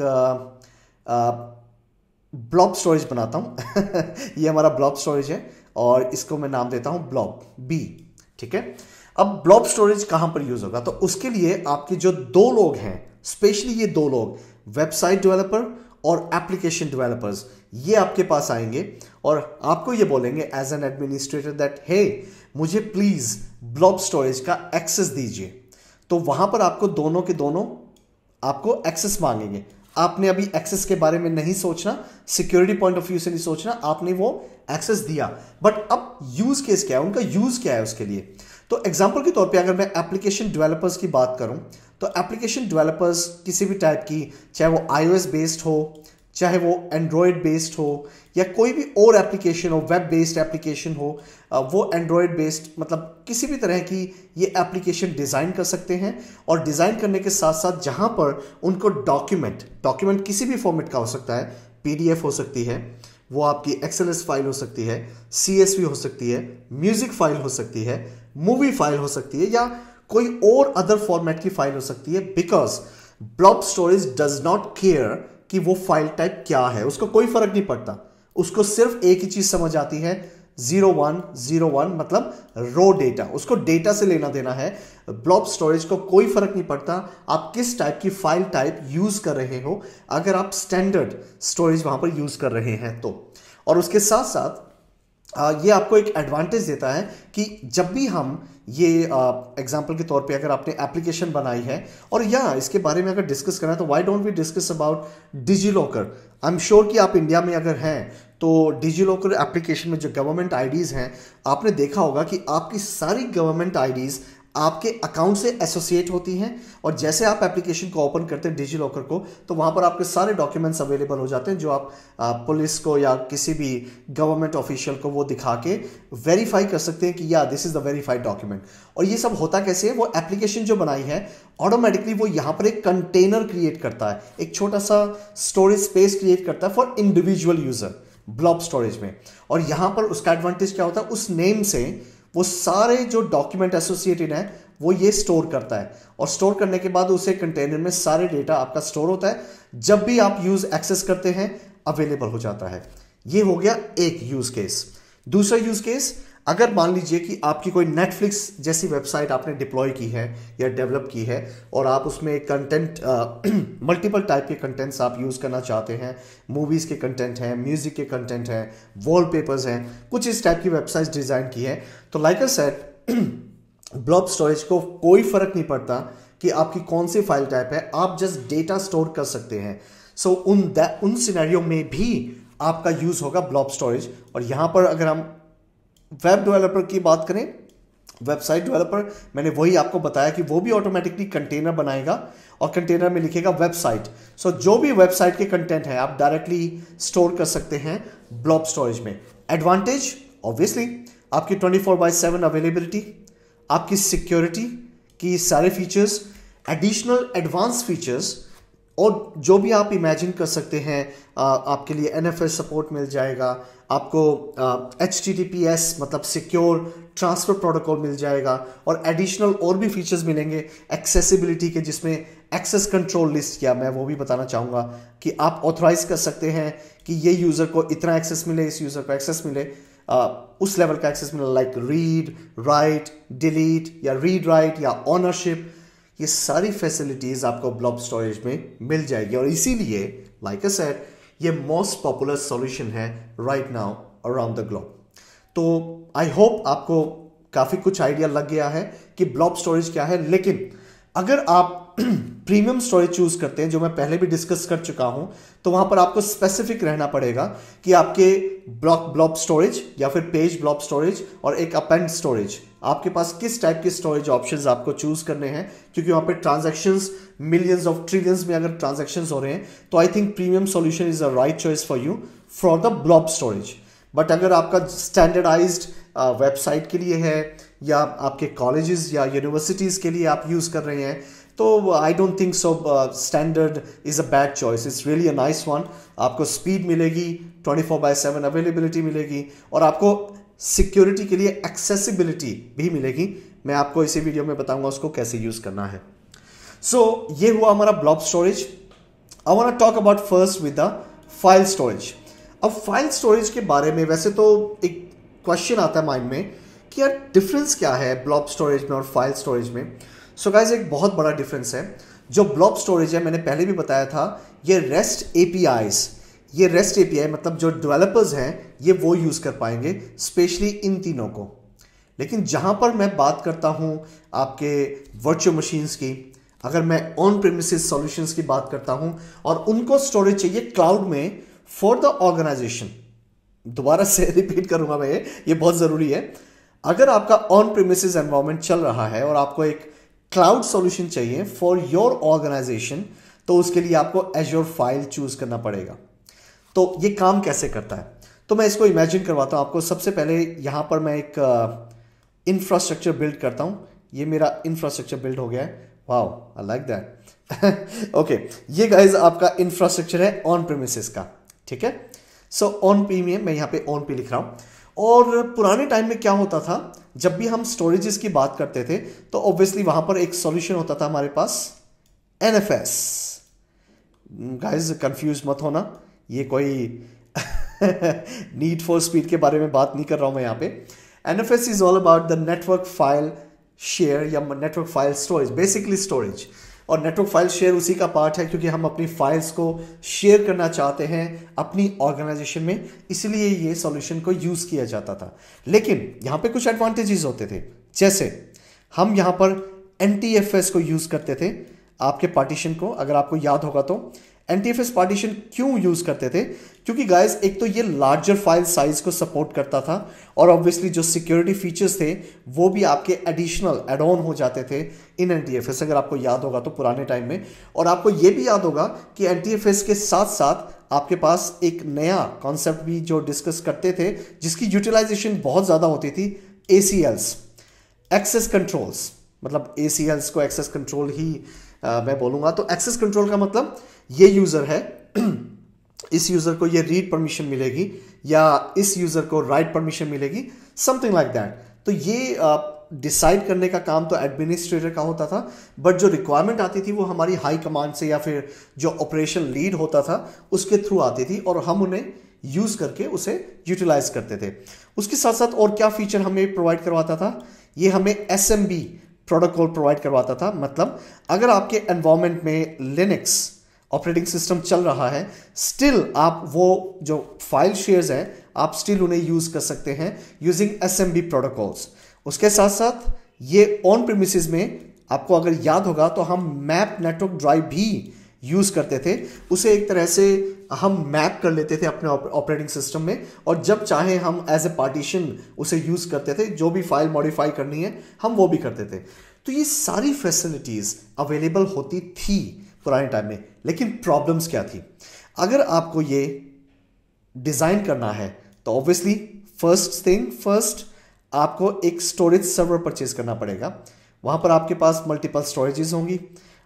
ऑब्वियसली कैपेक्स मॉडल है, आपको पहले पैसे डिसाइड करने पड़ेंगे, क्योंकि स्टोरेज तो आपने परचेज कर ली, उसके साथ साथ आपको एडिशनल हार्ड ड्राइव भी चाहिए, राइट? क्योंकि अगर हो सकता है कि ऐसी हार्ड ड्राइव ये खराब हो जाए तो आपको ये हॉट स्वैपेबल हार्ड ड्राइव्स पुरानी निकाल के जो खराब हुई हैं और नई डालनी पड़ती थी, फिर वो यूज होता था। वहां पर आपको फिर रेड सॉल्यूशन यूज करना पड़ता था पार्टीशन के लिए कि किस टाइप का डेटा हो, क्योंकि ऐसा भी तो हो सकता है कि वो पार्टीशन से ये ड्राइव खराब होगी तो आपका डेटा गया है ना। तो रेड सॉल्यूशन से क्या होता था, डेटा आपका कॉपी होता था, तो आपको एडिशनल स्टोरेजेस चाहिए। और उसके साथ साथ ये तो प्राइमरी लोकेशन है, किसी रीजन से अगर नेटवर्क डाउन हुआ तो ये पूरा का पूरा आपका स्टोरेज खत्म। आई मीन चॉइसेस देखिए हमारे पास क्या होती थी, अभी खत्म नहीं हुआ है अभी प्रॉब्लम खत्म नहीं हुई है। यहां पर आप इमेजिन के लिए आपको इंजीनियर्स रखने पड़ते थे with the one I, very sharp eyes, कि कोई प्रॉब्लम तो नहीं है। स्टोरेज जो सर्वर्स को हैंडल करने के लिए डेडिकेटेड टीम होती थी, आपके नेटवर्क को हैंडल करने के लिए डेडिकेटेड टीम होती थी, आपके हार्डवेयर को हैंडल करने के लिए एक डेडिकेटेड टीम होती थी। मतलब आपको कितनी सारी चीजें मैनेज करनी पड़ती थी। अब ये सारी चीजें कंसीडर कीजिए, अभी भी सेम रिक्वायरमेंट है, कोई चेंज नहीं है, आप वही सेम फाइल शेयर चाहते हैं, आप सेम सॉल्यूशन चाहते हैं। तो गाइस माइक्रोसॉफ्ट एज्योर आपको ये सारी फैसिलिटी प्रोवाइड करवाता है अंडर द फाइल स्टोरेज, या दूसरा नाम है एज्योर फाइल्स। मैं ये नहीं कहूंगा it's widely used, but yes it's a second popular आपकी जो स्टोरेज ऑप्शन है वो अवेलेबल है। अब ये काम कैसे करेगा, ये मत इमेजिन कर लीजिए कि एज्योर में है तो बस डायरेक्टली एक्सेस हो गया, क्योंकि यहां पर आप बात कर रहे हैं ऑन प्रीमिसेस की। तो जो यूजर्स हैं, मान लीजिए कोई यूजर अगर इंटरनेट पे बैठा है और वो एक्सेस करना चाहता है from the internet, not a big deal, right? वो इंटरनेट से इजीली डायरेक्ट कनेक्ट कर सकता है आपके एज्योर पे और आपके एज्योर फाइल्स को एक्सेस कर सकता है, because it's a cloud storage. But what about the on premises, वो क्या करेगा? तो गाइज वहां पर आपको सॉल्यूशन डिजाइन करना पड़ता था लाइक दिस। वहां पर आपको आज की डेट में यूज करना पड़ेगा एक्सप्रेस राउट। पहला तो ये, उसके लिए आपको क्या करना पड़ेगा, आपके ऑन प्रीमिसेस में जो ISP है वो आपको एक पब्लिक IP प्रोवाइड करवाएगा, और यहां पर एज्योर में आपको VNet कॉन्फ़िगर करना पड़ेगा। अब ये VNet क्या काम करता है, तो वर्चुअल नेटवर्क यहां पर एक एंड पॉइंट क्रिएट करेंगे हम। वो एंड पॉइंट क्या हेल्प करेगा हमारा, मैं एक बार एंड P लिख देता हूं आपके लिए, या तो ये एंड पॉइंट क्या काम करेगा, यहां से जो हमारा पब्लिक IP है वो डायरेक्टली कनेक्ट होगा उस एंड पॉइंट से। मींस आपका on premises privately Microsoft azure के साथ कनेक्ट होगा, तो कोई भी डेटा एक्सेस नहीं कर पाएगा। आपका जो कनेक्शन है वो कंप्लीटली प्राइवेट होगा, सिक्योर होगा और इंटरसेप्ट नहीं कर पाएगा कोई और हैकर या कोई भी हाईजैकर जो भी ट्राई करना चाहता है आपके सेशन को हाईजैक करने के लिए, वो पॉसिबिलिटी ना के बराबर हो जाएंगी। तो ये आपको बाद में मैं बताऊंगा, बट उसके बाद ही वो एक्सेस कर पाएगा। बट ये जो यूजर हैं हमारे इंफ्रास्ट्रक्चर में, ये क्या हेल्प करेंगे वहां पे, ये कैसे कनेक्ट करेंगे, ये और ये यूजर जो हमारा क्लाउड पे बैठा है गाइस, ये यूज करेंगे हमारे साइट टू साइट वीपीएन। ये भी हमारा साइट टू साइट वीपीएन को यूज करेगा, चाहे वो इंटरनेट पे बैठा है, ताकि उसको प्राइवेटली आपका डायरेक्ट एक्सेस मिले आपके स्टोरेज का। और ये सारी फैसिलिटीज हम माइक्रोसॉफ्ट एज्योर में डिजाइन कर सकते हैं, बिल्ड कर सकते हैं। और अब बिल्ड तो हो गया, एडवांटेज क्या है गाइस? सेम एडवांटेज, ये एज्योर फाइल्स आपको एसएमबी या map network drive same facility provide करवाएगा। एसएमबी मिलेगा आपको, मैप नेटवर्क ड्राइव मिलेगा आपको सिक्योरिटी के लिए जो वो ऑथराइजेशन की मैं बात कर रहा था, आपको वो सब मिलेगा। मतलब ऑथराइजेशन, ऑथेंटिकेशन मेथड्स जो आपके मतलब लाइकली जो आपके सिनेरियोज हैं, आप उन कंडीशंस में यूज करना चाहते हैं, जो क्लाइंट की रिक्वायरमेंट है, वो आपको फुलफिल करने को मिलेगी। ये सारी चीजें आपको अवेलेबल होंगी एज्योर फाइल्स में। तो इसीलिए ये सारी एक्सप्लेन करना बहुत जरूरी था कि सेम फीचर्स हैं, but now we are on the cloud. ये सब आपको रेट वेट, ये आपको स्टोरेज का ध्यान रखना, कोई टेंशन नहीं है। सारा सॉल्यूशंस माइक्रोसॉफ्ट के पास है। किसी भी रीजन से अगर आपकी स्टोरेज या फिर कह लीजिए कि आपका जो आपकी हार्ड ड्राइव है, अगर वो खराब होती है, सो डोंट वरी, माइक्रोसॉफ्ट उसे रिप्लेस करेगा। आपका डेटा ऑटोमेटिकली रेप्लिकेट होता है, और किसी भी वर्स्ट कंडीशन में नेचुरल डिजास्टर भी आ गया और पूरा डेटा सेंटर आपका डाउन हो गया, still Microsoft read only copy दूसरी कंट्री के डेटा सेंटर्स में स्टोर करके रखता है, ताकि अगर इन अ वर्स्ट कंडीशन में अगर यूजर ने पेमेंट की है माइक्रोसॉफ्ट को, तो आपको वो 24/7 जो उन्होंने प्रॉमिस किया है, और उनके सर्वर्स 99.999 आई थिंक 899 हैं, तब वो अप एंड अवेलेबल रहते हैं। उनका SLA है, ये service licence agreement to everyone. तो guys obviously it's very promising, but again price is involve. तो मैं आपको हाईली रेकमेंड करूंगा कि प्राइस कैलकुलेट करने के लिए आप जरूर देखिएगा, क्योंकि अगर आप ट्रांसफर कर रहे हैं आपका डेटा क्लाउड पे, तो वहां पर एक्सप्रेस राउट की अलग मनी होगा, वर्चुअल नेटवर्क का अलग होगा, स्टोरेज का अलग होगा, ट्रांजैक्शंस का अलग होगा। So keep in your mind, ये सब चीजें आपको ध्यान में रखनी पड़ेंगी। ऑलराइट, आई थिंक ये आपको अंडरस्टैंड हुआ है जो फाइल को किस पॉसिबल यूज केस में आपको यूज करना है। उसके बाद हम आते हैं गाइज, हमारा नेक्स्ट है क्यू स्टोरेज। अब क्यू स्टोरेज को अगर समझना है, which is quite simple, but इसको समझने के लिए थोड़ा सा मुझे एक एग्जांपल देना पड़ेगा। सो यहां पर मैं एक कंटेनर बना लेता हूं। उस कंटेनर में सबसे पहले मेरे पास है वेबसाइट, जो वेबसाइट आपके यूजर्स से डेटा कलेक्ट करती है। यूजर थोड़े एलियन टाइप्स हैं हाँ, मैं यही कहूंगा। तो वो डेटा कलेक्ट करते हैं, और पीछे हमारे पास मल्टीपल फ्रंट एंड सर्वर्स है। मैं एक नहीं बना रहा हूं, मैं 2 और 3, ये तीनों के तीनों हमारे फ्रंट एंड सर्वर्स हैं एग्जांपल के लिए। क्यों है? क्योंकि हमारी जो वेबसाइट है वो एक चीज ऑफर नहीं कर रही, वो प्रोडक्ट भी ऑफर कर रही है जो परचेज करना, like mobile phones and all that. वो आपको स्ट्रीमिंग सर्विसेज भी प्रोवाइड कर रही है फॉर म्यूजिक, वो स्ट्रीमिंग सर्विस प्रोवाइड कर रही है फॉर मूवीज। मतलब मैं ये सिनेरियो आपके लिए डिजाइन कर रहा हूँ। आपको स्टोरेज सॉल्यूशन भी प्रोवाइड करवा रही है, तो यहाँ पर आपके पास स्टोरेज भी होगा एग्जाम्पल के तौर पे S, और यहाँ पर आपके पास SQL सर्वर भी होगा फॉर कलेक्टिंग द डेटा, और may for the user name and the password, और मे बी और भी कुछ फैसिलिटीज होंगी जो भी आप इमेजिन कर सकते हैं, कुछ भी आप लिख सकते हैं। तो यूजुअली प्रोसेस क्या होता है, यूजर ने रिक्वेस्ट सेंड किया, ये वेबसाइट के पास आया, वेबसाइट क्या करेगा, जो ट्रांजैक्शंस आ रही हैं उनको अलग अलग फ्रंट एंड सर्वर पे सेंड करेगा बेस्ड ऑन द रिक्वायरमेंट। ठीक है, अब ये कॉन्टिन्यूसली सेंड कर रहा है, वैसे तो ऐसा होता नहीं है डायरेक्टली, वो एक ही फ्रंट एंड सर्वर पे जाता है, फिर वो डिस्ट्रीब्यूट होता है, बट चलो ये पॉसिबिलिटी भी हम मान लेते हैं। तो उस केस में क्या हो रहा है, यहां पर आपके अलग अलग रिक्वायरमेंट के पास स्टेप बाय स्टेप रिक्वेस्ट जा रही है, और ये सारी चीजें हैंडल कौन कर रहा है, वेबसाइट, जो फ्रंट, जो बिल्कुल यूजर के सामने है। तो गाइज अगर ये छोटी मोटी वेबसाइट है, यूजर्स आपके बहुत लिमिटेड है, it's okay, fine, you can play with this.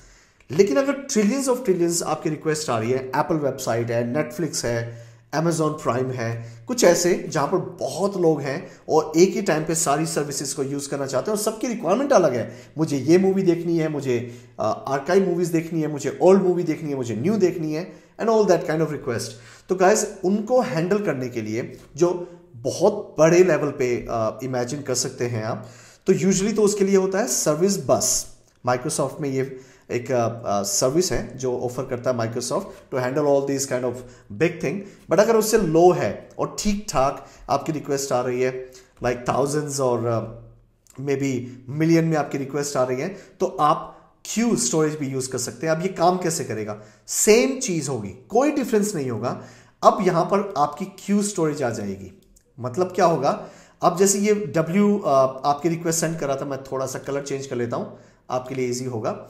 So example के तौर पे ये जो रिक्वेस्ट अब आ रही थी फ्रंट वेब पे, बिल्कुल यही आएगी और ये वेब सीधा शेयर करेगा आपके क्यू स्टोरेज के साथ। अब क्यू स्टोरेज मैसेज करेगा सबको, ये मैसेज करेगा इसको भी, ये मैसेज करेगा इसको भी, ये मैसेज करेगा इसको भी, बेस्ड ऑन द रिक्वायरमेंट जो ट्रांजैक्शन की रिक्वेस्ट आई है।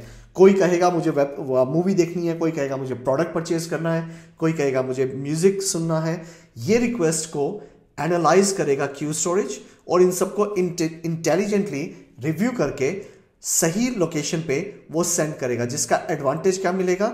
आपको रिस्पॉन्स क्विक टाइम में वो मिलेगा और आपका जो ये वेब जो फ्रंट एंड वेबसाइट है उसके ऊपर कोई भी ज्यादा प्रेशर नहीं आएगा, क्योंकि उसने तो प्रेशर क्यू स्टोरेज को दे दिया और क्यू स्टोरेज इजीली साइलेंटली बहुत ही स्मार्टली, और ये इसको बहुत ही लाइट सॉल्यूशन बोलते हैं क्योंकि यहां पर आपको कुछ करना भी तो नहीं है। एज़्योर स्टोरेज अकाउंट बनाया, उनकी कुछ एक्सेसिबिलिटी फीचर्स हैं, उनको यूज करके जो एप्लीकेशन डेवलपर्स या वेब डेवलपर्स हैं उन यूज केसेस में उसको क्यू स्टोरेज को ट्रांसफर करेंगे और queue storages via messages like okay we receive a request for XYZ movie, so automatically वो सेंड करेगा एक राइट फ्रंट एंड सर्वर को, फिर बैक एंड सर्वर पे वो स्टोरेज सर्वर से कनेक्ट होगा और आपकी मूवी को वो आपके पास लेकर आ जाएगा। तो it's very very easy to access all those complex website scenarios जहां पर आपको ये रिक्वायरमेंट है। बट अगेन, अगर आपको एब्सोल्युटली सक्सेस चाहिए हर एक इन ट्रांजैक्शंस में, तो I highly recommend to play around with the service बस। ठीक है, एक ठीक ठाक लेवल पे मिलियन रिक्वेस्ट अगर आपकी आ रही है तो उसके लिए सर्विस बस की रिक्वायरमेंट नहीं है, queue storage is enough for you, but that's a scenario that you have to keep in your mind. तो आई थिंक इसमें कोई कंफ्यूजन नहीं होगी अब, right? Alright, so now move करते हैं हम अपनी टेबल स्टोरेज पे। Table storage is fairly easy to understand. ये जो यूज केस है ये वहां पर यूज होता है जहां पर हमारे पास सीक्वल सर्वर नहीं है और हमारे पास कपल ऑफ हमारे ब्लॉग में फॉर एग्जांपल हमने फाइल को स्टोर किया है, XLS फाइल्स या CSV फाइल, और इन सारी फाइल्स में एक तरह से हमारे पास टेबल्स अवेलेबल हैं, राइट? टेबल्स हैं, मैं टेबल को अच्छे से बना तो नहीं पाया but I think you get my point. So वहां पर हमारे पास यूजर नेम है, डेजिग्नेशन है, डिमांड है, मैं कोई भी नाम दे रहा हूं, कंफ्यूज मत होना, और एक तरह से लोकेशन भी है L। सो ये टेबल्स जो बनी है ये उन CSV फाइल्स और उस XLS फाइल्स में बनी होती हैं। तो बेसिकली इन फाइल्स को स्टोर करने के लिए with the proper format in the table format, जैसे हम SQL सर्वर्स में करते हैं, तो वहां पर अगर आपका स्मॉलर अमाउंट में SQL सर्वर की रिक्वायरमेंट है तो ये आपका टेबल स्टोरेज वहां पर आपकी हेल्प करेगा उनको ट्रांजैक्शंस करने के लिए, रीड करने के लिए, एनालाइज करने के लिए and all that. Not for bigger enterprises, obviously मैं वहां पे बिल्कुल अलाउ नहीं करूंगा, और फैसिलिटीज भी थोड़ी लिमिटेड हैं अगर आप कंपेयर करते हैं तो SQL सर्वर के लिए।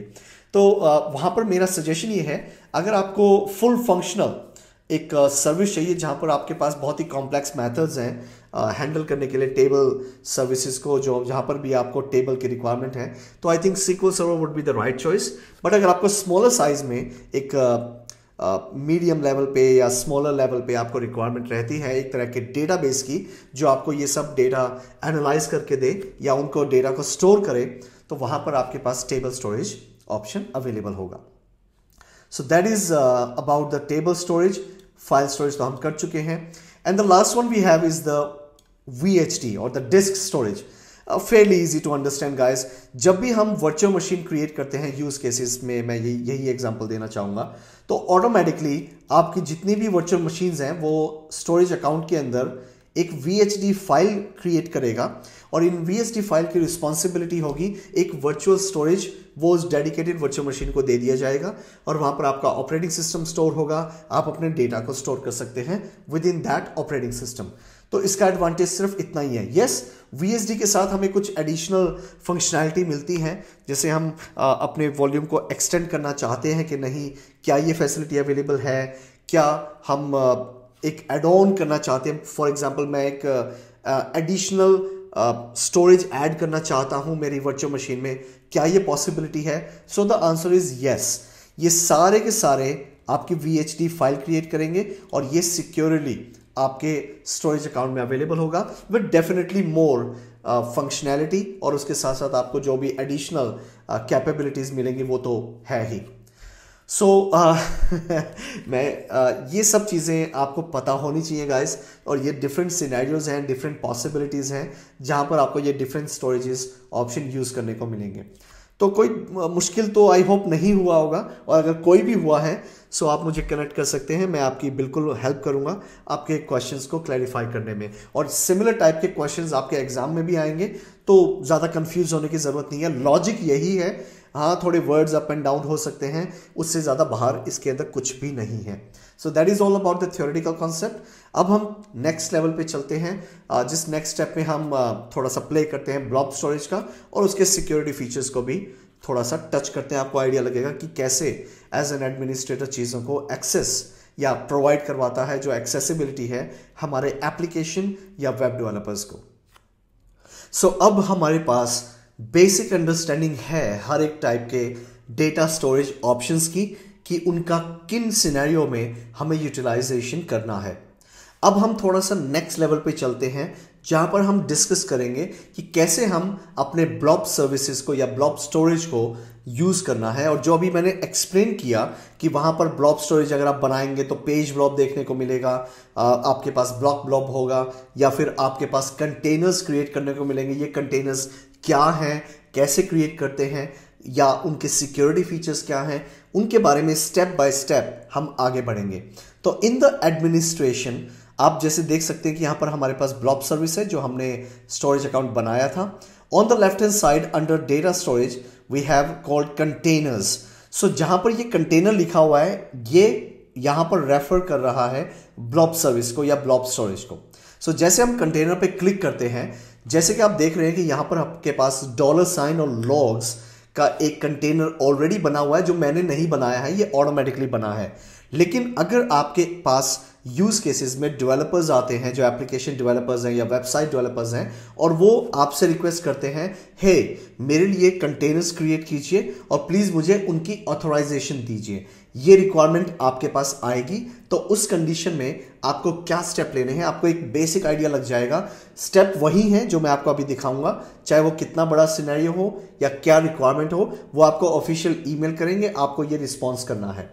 सो वहां पर आपके पास जो कंटेनर प्लस साइन बना हुआ है, आपको यहां पे क्लिक करना है प्लस कंटेनर का, और यहां पर आपके पास नेम देना है। और माइंड यू, यहां पर आपको वैसे ही नेम देना है जैसे आपने स्टोरेज अकाउंट का नाम दिया था। सारे लोअर केस होने चाहिए, कोई भी अपर केस नहीं होना चाहिए।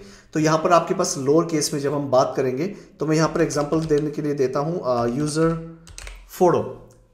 वैसे तो टाइपो मेरी हमेशा से प्रॉब्लम रही है। सो मैंने यहाँ पर देख सकते हैं, मैंने यहाँ पर यूजर्स फोटो के नाम मैंने दिया। उसके बाद यहाँ पर एनोनिमस एक्सेस के बारे में बात की गई है। इफ़ यू रिमेंबर गाइज, जब हमने स्टोरेज अकाउंट क्रिएट किया था तो वहाँ पर हमसे पूछा था कि क्या आप एनोनिमस एक्सेस को इनेबल करना चाहते हैं। मैं नहीं चाहूँगा। रीज़न ये है कि मैं नहीं चाहता कि विदाउट माई परमिशन कोई भी यूजर उसे डायरेक्टली एक्सेस करे, क्योंकि उसका एग्जांपल अभी आपको मिल जाएगा कि एनोनिमस एक्सेस की क्या प्रॉब्लम हो सकती है और कैसे रियल वर्ल्ड में एक बहुत ही कंट्रोल्ड एनवायरनमेंट में आपको एक्सेस देना है आपके एप्लीकेशन डेवलपर्स को और वेबसाइट डेवलपर्स को, ताकि आप अपने जो डेटा है उसको प्रॉपर्ली मैनेज कर पाएंगे। अदरवाइज कोई भी XYZ पर्सन एनोनिमस एक्सेस अगर उसको लिंक मिल गया तो he is gonna use that for for an number of purpose, तो मैं अभी उसके बारे में ज़्यादा आपको कहना नहीं चाहूँगा। सो यहाँ पर एनोनिमस एक्सेस यहाँ पर है, तो एडवांटेज नेक्स्ट है कि यहाँ पे एडवांस में जाएंगे तो ये ऑप्शन अभी एनक्रिप्शन स्कोप आपका डिसेबल है, क्योंकि मैंने वहाँ पर while during the creation of storage account enable नहीं किया था। बट कोई बात नहीं, जो भी बाय डिफॉल्ट अभी है उसको चूज करके यहाँ पर हम क्रिएट पे क्लिक करेंगे। जैसे ही क्रिएट पे क्लिक करेंगे तो यहाँ पर एक नया कंटेनर आपके एप्लीकेशन डेवलपर के लिए या फिर आपके वेब डेवलपर्स के लिए रेडी हो जाएगा। देन आपको इस पर क्लिक करना है, जो भी कंटेनर आपने बनाया है। ऑब्वियसली मैं यहाँ पे स्टार्ट करूंगा फाइल अपलोड के साथ, ताकि आपको लगे कि अपलोडिंग होती कैसे है। हालांकि एप्लीकेशन डेवलपर ऐसे अपलोड नहीं करेगा, बट अभी के लिए एक एग्जांपल के लिए कि फाइल को अपलोड कैसे करना है, तो जैसे ब्राउज या फाइल्स हैं, तो यहाँ पे मेरे पास एक ऑलरेडी मेरे पास फोटोग्राफ है, वैसे 2 हैं, तो मैं ये वाली फिलहाल के लिए चूज करना चाहूँगा। So let's click on open, और जैसे मैं यहाँ पर ओपन पे क्लिक करूँगा तो यहाँ पर आपकी फाइल रेडी है अपलोड होने के लिए। उसके साथ साथ यहाँ पर कुछ और एडिशनल डिटेल भी है जो आपको जानना बहुत ज़रूरी है। Start with the blob type. Blob type क्या है? ब्लॉब या फिर आप अपने पेज ब्लॉब को यूज़ कर, मतलब क्या आपका क्या पर्पज़ क्या है? तो ऑब्वियसली ब्लॉक मेरा डेटा है, मैं बस उसे सेव करना चाहता हूँ। Block size up to 100 MB है, but 4 MB is good for me at this moment, क्योंकि एक ब्लॉक बनाता है आपके जो फाइल साइज होता है उसके हिसाब से। अभी के लिए ठीक है, मैं उसके ऊपर ज़्यादा कुछ कोई मतलब डिटेल में डिस्कशन नहीं करूँगा, आने वाले टाइम में ज़रूर करूँगा। एक्सेस टियर यहाँ पर आपको दिख रहा है, हॉट है, आपके पास कूल है, कोल्ड है, ये सब हम डिस्कस करेंगे आने वाली वीडियोस में। अपलोड टू ए फोल्डर, अगर आपने फोल्डर स्ट्रक्चर बना रखा है, टैगिंग अगर आपने इनेबल कर रखी है तो आप ये यूज़ कर सकते हैं। उसके साथ साथ आपके पास ये कीज़ अगर आपके पास हैं कस्टमाइज की, तो आप उसे भी यूज़ कर सकते हैं। तो I leave it as default at this moment and I click on upload. So जैसे मैंने फाइल को अपलोड किया तो 3.7 MB की फाइल है और ये मेरी फाइल अपलोड हो गई है। अब ये तो हुआ एक बेसिक आइडिया कि ये पर्पज़ आपका क्या है ब्लॉब को मतलब डेटा सेव करने का। लेकिन उसके साथ साथ मैं एडिशनल बातें भी आपके साथ करना चाहता हूँ कि लाइक यहाँ पर मैंने फाइल तो अपलोड की है, अब आता है एक्सेस देने की, कि जब आपके पास डेवलपर्स आएंगे वो कौन सा एक्सेस मांगेंगे और कैसे मांगेंगे। तो गाइज उसके लिए आपको जाना पड़ेगा शेयर्ड एक्सेस टोकन, या इन शॉर्ट SAS। सो जैसे आप इस पर क्लिक करेंगे SAS पे, तो यहाँ पर आपके पास कुछ इंफॉर्मेशन अवेलेबल होंगी। साइनिंग मेथड, यूजर डेलीगेशन की, जो यूजर अकाउंट है जस्ट उसमें आपकी एक्सेसिबिलिटी मिले, जो एक तरह से कस्टमाइज या बहुत ही नॉमिनल सिक्योरिटी है, बट मैं प्रेफर करूंगा कीज को यूज करने का, क्योंकि यहाँ पे जो साइनिंग कीज है गाइस, यहाँ पर 2 टाइप की साइनिंग की है। इनके बारे में मैं अभी एक्सेस कीज के बारे में आपको एक्सप्लेन करूंगा, समझा भी दूंगा, आपको आइडिया भी लग जाएगा। बट अभी के लिए ये जो कीज हैं ये 512 बिट की फाइल मतलब इसकी कीज है, और ये बहुत बड़ी कॉम्प्लेक्स कीज है। ये कोई सिंपल सा पासवर्ड नहीं है।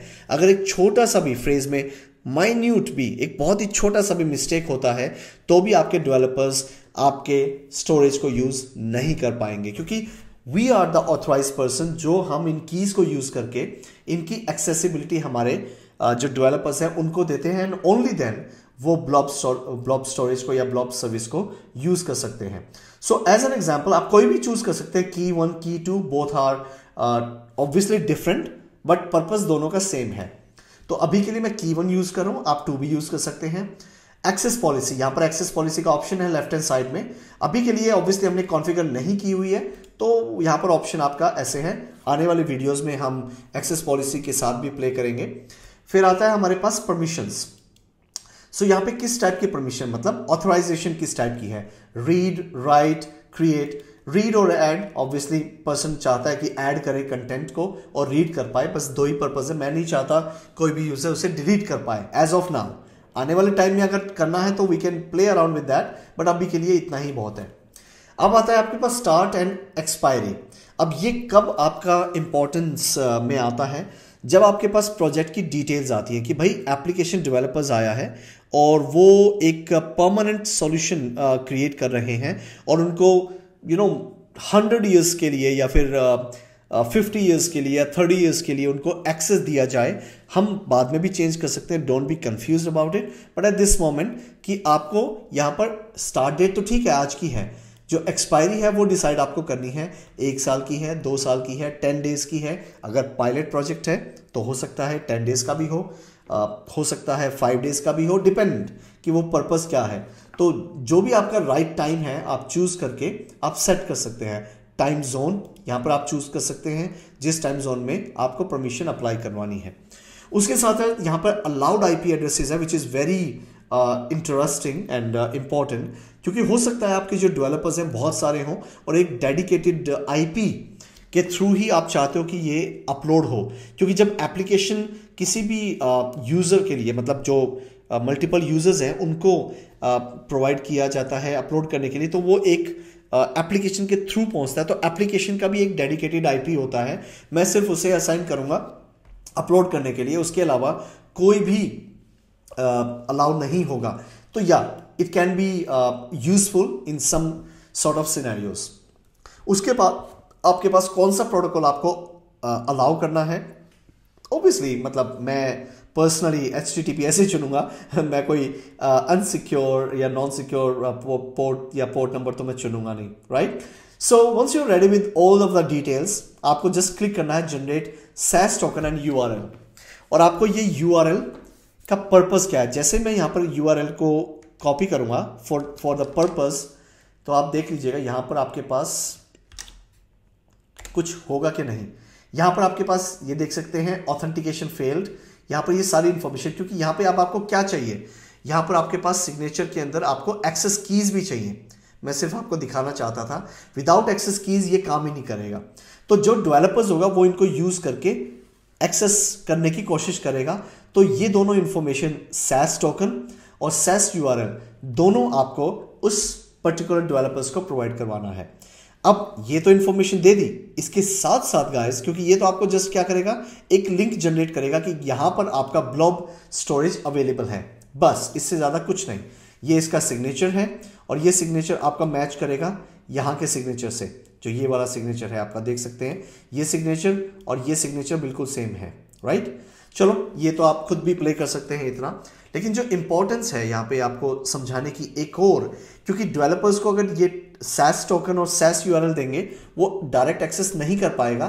उसके लिए आपको जाना पड़ेगा आपके डिफॉल्ट उसी जगह पे जो आपका स्टोरेज ऑप्शन है, और स्टोरेज में यहाँ पर आपके पास under the security plus networking, वहाँ पर आपको दिखेगा एक्सेस कीज, और यहाँ पर आपको याद होगा कि मैंने आपको बताया था कि की 1 या की 2 आपको कोई एक की एक्सेस करनी है और उसके बेस पे आपको प्रोवाइड करवाएगा एक्सेस। तो गाइज जैसे आप क्लिक करेंगे तो आप देखेंगे कि कितनी कॉम्प्लेक्स है ये की, 512 बिट्स ये कॉम्प्लेक्स है, मतलब it's very difficult to crack down. And connection string मुझे बताने की जरूरत नहीं है, आपके ब्लॉब स्टोरेज से कनेक्शन क्रिएट करने के लिए from the web developers and the application developer use की जाती है। अब क्वेश्चन ये है, क्या की 2 को यूज कर सकते हैं? बिल्कुल कर सकते हैं, it's all up to you, not a big deal. अब next question, okay access keys हो गया, दे दिया, आपके डेवलपर्स को एक्सेस मिल गया, उन्होंने स्टोरेज यूज करना शुरू कर दिया। नाउ व्हाट नाउ गाइज, आपका काम यहां पे खत्म नहीं होता है। उसके बाद आपको नेक्स्ट चीज याद रखनी है कि आपकी एक प्रैक्टिस होनी चाहिए कि इतने टाइम के, आपने देखा नहीं है कि वेबसाइट मेंटेनेंस है, एप्लीकेशन के अपडेट्स आए हैं, under maintenance and XYZ, all that kind of detail. तो यहां पर क्या होता है, मेरी जो पर्सनल प्रैक्टिस है मेरी ऑर्गेनाइजेशन में, आफ्टर एवरी 30 डेज मैं इन कीज को चेंज करता हूं। जैसे कि मैं रोटेट पे क्लिक करूंगा, येस पे क्लिक करूंगा, ये आपकी कीज चेंज हो जाएंगी। और इसका यूटिलाइजेशन क्या है, एडवांटेज क्या है, क्योंकि दोबारा से आपका एप्लीकेशन डेवलपर या वेब डेवलपर आपके पास आएगा, बोलेगा हे जो पुराना एक्सेस था ब्लॉब का वो हो नहीं रहा है और प्रॉब्लम आ रही है, तो can you please give me a new की। तो न्यू की आपको जनरेट करके देनी पड़ेगी।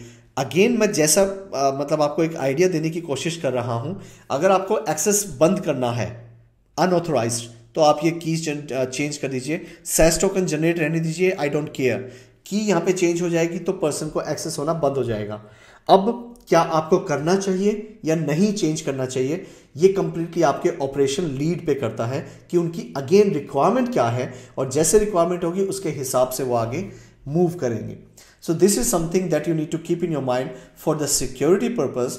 आपको ये सही तरीके से यूज करना है। और उसके साथ साथ एक लास्ट स्टेप, यहां पर आपके पास रिमाइंडर भी है गाइस। अगर आप भूल जाते हैं कि कितने दिन के बाद आपको चेंज करना है, आपको रिमाइंड कराने के लिए कीज के लिए यहां पर आप टाइम सेट कर सकते हैं कि 60 days, 60 months, 60 years, 30 days, 30 months, मतलब आप कस्टमाइज कर सकते हैं और आपको ये रिमाइंड करवाएगा, हे आपने कीज इतने टाइम से चेंज नहीं की है, so please change it.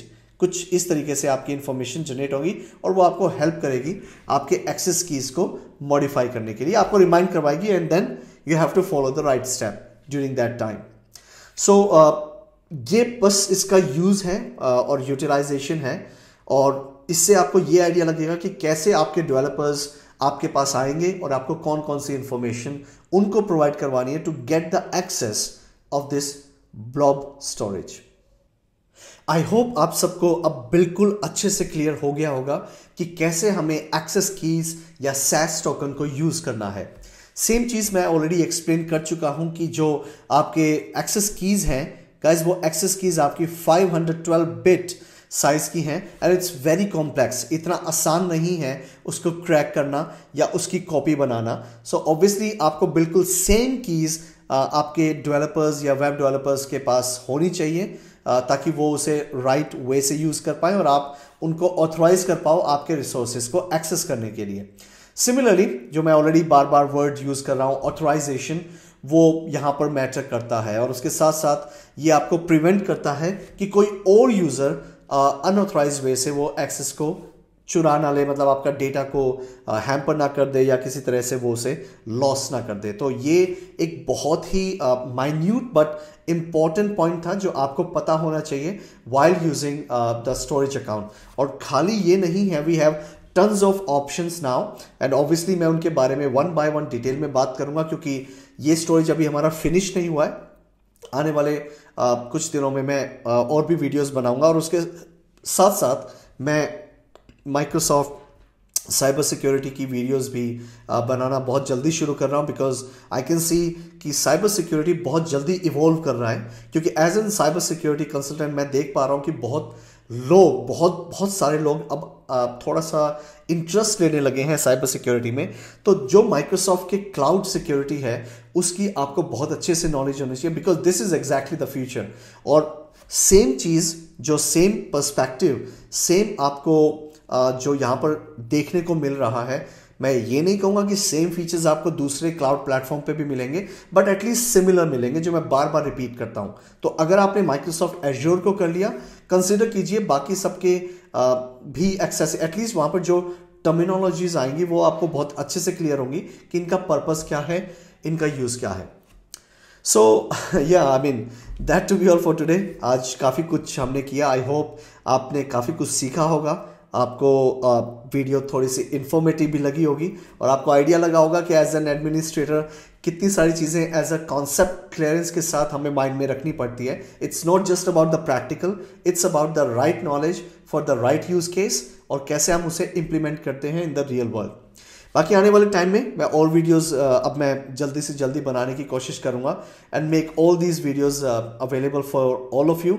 Try to make it free क्योंकि मेरे पास अभी मैं बहुत प्रॉब्लम से गुजर रहा हूँ, मैं ख़त्म नहीं हुआ है, काफ़ी प्रॉब्लम्स हैं और मैंने बहुत कुछ देखा है इन लास्ट ईयर्स में और मैं, चलो वो मेरी ही प्रॉब्लम है, मैं ये कहूँगा। मैं नहीं चाहता कि आप लोगों के ऊपर कोई प्रॉब्लम आए। तो अब मैं एक्सट्रीमली इवन इनफैक्ट मोर डेडिकेटेड हो गया हूँ वीडियोस को लेकर।